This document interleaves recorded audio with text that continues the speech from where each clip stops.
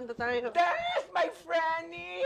My Franny, my Ted! Nakakaloka, day! Saan ka ba nagpunta kagabi? Nagpahangin lang. Naman, Neng, may sasabihin sana ako sa'yo. Bigla ka na lang nag-disappear. Bakit? Ano yun? Ako, day.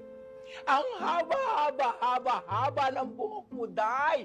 Alam mo, may ibinulong sa akin ang asawa mo si Rigor kagabi. Sasabihin ko sana sa iyo ngayon. Ano? Rigor, maupo ka na magluluto lang ako. Hoy, Rigor! Bakit hindi mo tingnan ng straight si Marites sa kanyang eyes? At isay mo sa kanya ang ibinulong mo sa akin kagabi. Dali! Roda. Anong pinagsasabi mo, Roda? Care mo, day. Sige na, Rigor. Isay mo na, ispoke mo na sa akin. Kay Mrs. Di Maggie ba ang binulong mo sa akin kagabi? Say mo na! Rigor, anong sinasabi ni Roda?